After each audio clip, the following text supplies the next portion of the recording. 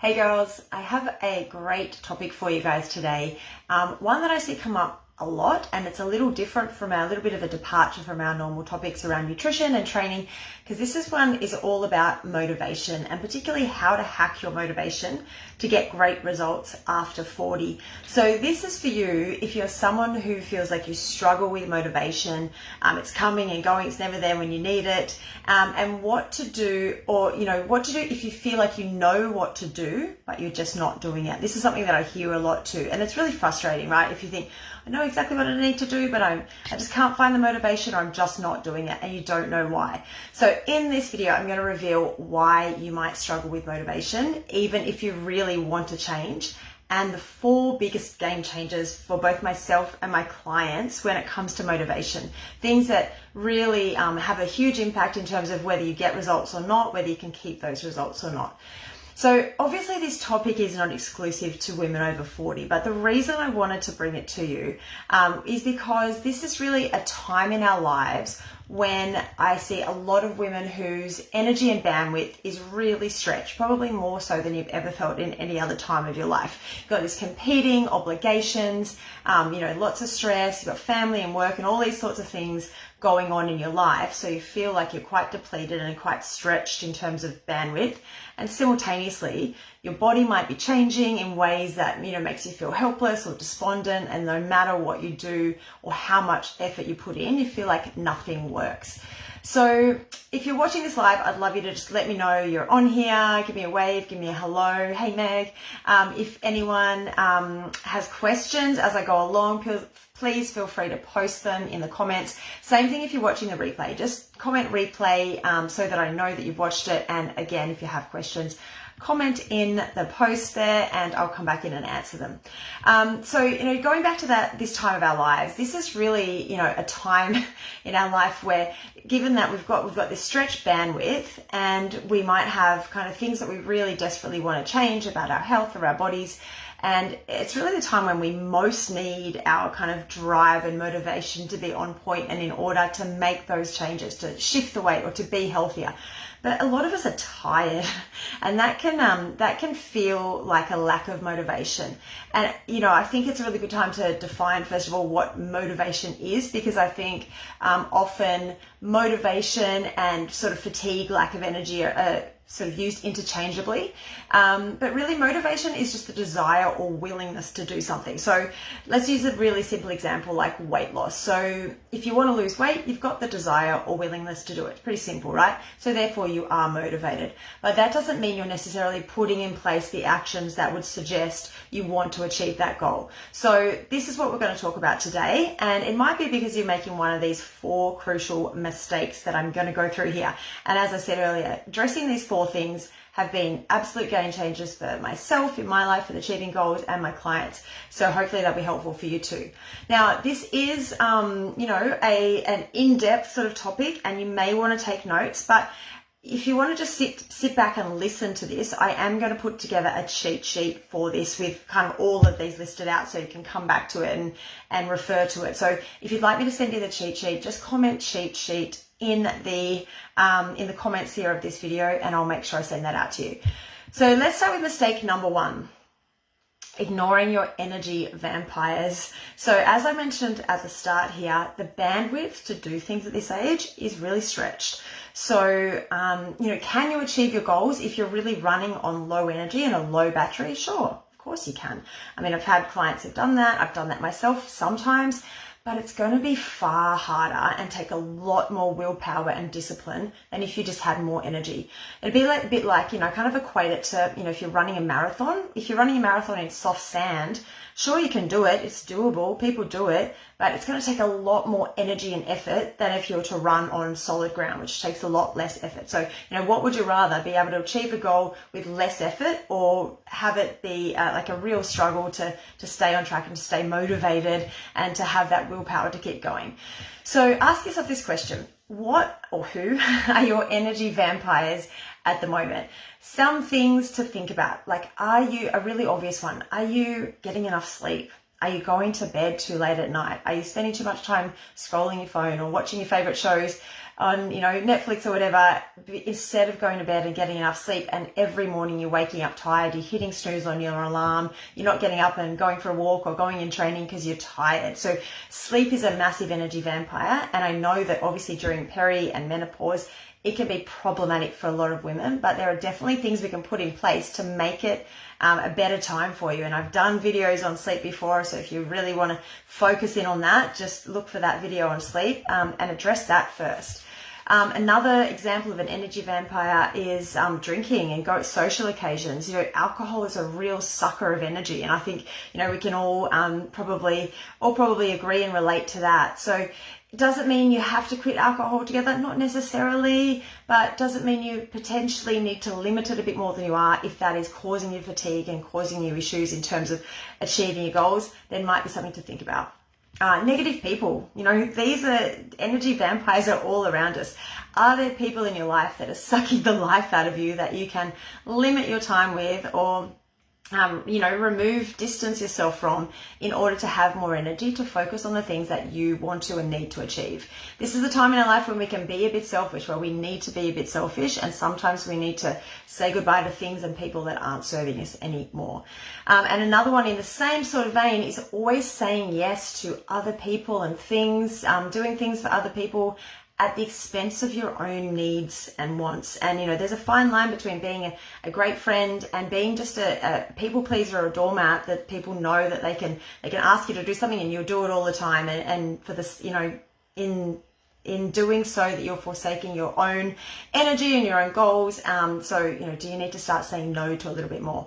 So if you can fix those things, or at least one or two of them, that's going to improve your energy. All of a sudden, you've got a bit more bandwidth to focus on your goals, and the ability to stay motivated to achieve them becomes far easier. So mistake number 2 is that you've got the wrong idea. I think a lot of us have the wrong idea about the purpose of motivation, or the order in which it comes.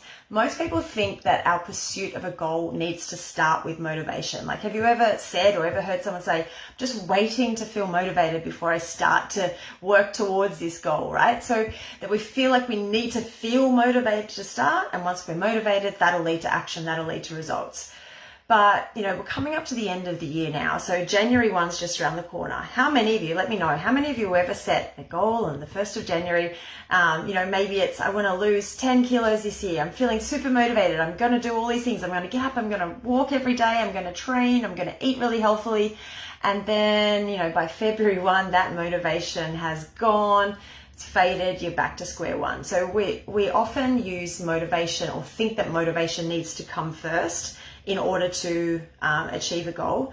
But in actual fact, we've got that all backwards.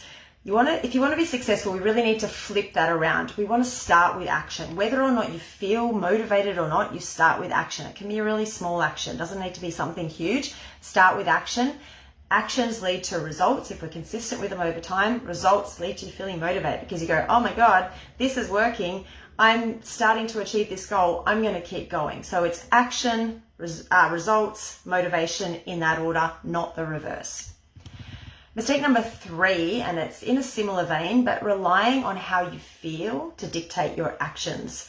So imagine if, some of you may not have to think too hard to imagine this, maybe you're feeling this at the moment, but imagine if every time you, before you worked out or before you ate something healthily that you had prepared, you sat back and thought, oh, how do I feel about this? Do I really feel like going, and working out today? Do I feel like eating this chicken salad, or do I feel like eating pizza? Right? Imagine that we're doing this every time it comes to making a decision, and we're always leaning back on, I don't feel like that today. It's going to spoil, if we're doing this regularly, that's going to spoil your chances of ever succeeding and getting to those goals. My motto, don't think, just do, right? It'll stand you in good stead in all sorts of things. Some areas you need to think first, but when it comes to these actions that are going to lead you to your goals, don't rely on how you feel. You just got to get up and do them. We need to take action, irrespective of our feelings, our mood, our energy, even if it's a small action. I've got a really good example of just me today, right? I went and trained this morning. I've got my training in my calendar 3 or 4 times a week, depending on what I'm doing. and it's just set in stone. I don't go, oh, do I feel like training today or not? I just go, it's in the calendar, I'm going to go train. This morning was a particularly exhausting morning for all sorts of reasons, and there was a split second where I was like, oh God, I really don't want to go train. I just want to go home and lie down on the couch. And I thought, no, I'm not even going to allow myself that thought. I'm just going to put my clothes on, get to training and do my session. And I did it. And you know what? It wasn't like the most amazing session I've ever done. I did actually do a PB on my squat. So sometimes you have these weird days where you don't feel like it and then you perform really well. But I didn't do the full workout that I might have done if I had an amazing amount of energy, but something's better than nothing. So don't think about how you feel about something, just do it. I mean, it's really the definition of discipline is doing what needs to be done when you don't feel like doing it. And a really kind of good example of this is brushing your teeth. Like, how many of us think every night, do I feel like brushing my teeth or not? We just do it. Like, it's habit, it's discipline. We know that we want nice, nice looking and nice smelling mouth and teeth. So we just do it. It's discipline. We don't do it because it's particularly enjoyable, but we're disciplined enough to do it every night, I would say, for the vast majority of people. And the last mistake, number 4, always relying on external or extrinsic, I always struggle to say that word, extrinsic versus intrinsic motivation. So just think about external motivators versus internal motivators. Let me know in the comments if you're someone who has had lots of success in the past. Whenever there's a challenge or a deadline, you're like, great, 6-week challenge, I can do that. And then as soon as it's over, old habits creep in. That you just go back to doing what you did before, and you lose if you lost weight or you got fitter and you lose those results and you go back to the start. So the problem in this case is there's not enough intrinsic motivation. So you're only focused on the finish line. That's short-term satisfaction. Your extrinsic motivation is probably also a little bit too shallow. So maybe your goal, like for the challenge, is I'm going to lose 5 kilograms. Or I want to look good for my holiday, or I want to fit back into my wardrobe. That's a pretty shallow reason to do something. They might feel like good reasons or motivators to kind of get you moving in the initial phase, but they wear off pretty quick. They're not really strong enough to say like drag you out of bed on a wet, cold morning to go for a walk. If it's just, I just want to feel a bit better. I just want to fit into my old clothes. So write this down. This is one I do want you to write down if you've got a pen with you at the moment, or it's going to be in the cheat sheet if you don't have a pen, don't worry. The bigger the why, the easier the how. Now let that sink in for a second. As soon as I let this quote, comment, whatever, sink in, I was like, okay, I understand now. The bigger the why, the easier the how. So you need to really figure out why this goal is important to you. Like we can all go, I want to lose 5 kilos, or I want to get fitter. They're really kind of vague, fairly shallow goals. If I said to you, right, I'm going to give you $1 million if you don't miss a workout, if you work out every day, you exercise every day, you hit your calories and your protein every day, and you get 8 hours of sleep for the next 8 weeks, I will give you $1 million. I would bet that most of you are going to stick to those goals. There's a big reason why you're going to do this. You'd find a way to do things come hell or high water. But if your end goal is not meaningful enough to you, then you're going to just bail at the first hurdle. So you really need to find that bigger why, that reason for doing something. That is the real true essence of motivation. You need that motivation to be big enough that it's going to push you through when things get tough, when you have challenges, when you don't feel like doing things, that it's going to push you through. One really good strategy I like for figuring this out, if you're like, I don't know what my why is, start with the first whys. Like just say your initial why is, I want to lose 10 kilograms, right? Ask why, so that's your first why. And then ask yourself, okay, why do I want to lose 10 kilos? Okay, because I want to feel better in my clothes. Why do you want to feel better in your clothes? Because I feel really uncomfortable and I don't want to go out. Why do you feel uncomfortable when you go out? Etc., etc. Let's do that 5 times, and it's going to really help you get to that deeper motivation for why you want that shallow surface level goal. And that's where that motivation really comes in. And for a lot of people that I speak to, the things really at the deep core of that why, that motivation, are things like, you know, I want to be able to show up for my kids in a way that I'm proud of and be there, you know, with energy and be able to do things with them. I want to be able to go to the beach and with them and play with them in the water and the sand and not sit on the sidelines. You know, I want to be able to show up in my job and feel confident and go for that promotion because I feel amazing in my body and I've got that confidence in who I am. You know, those deeper whys are really what are going to, you know, help you get to those goals in the long term and keep going.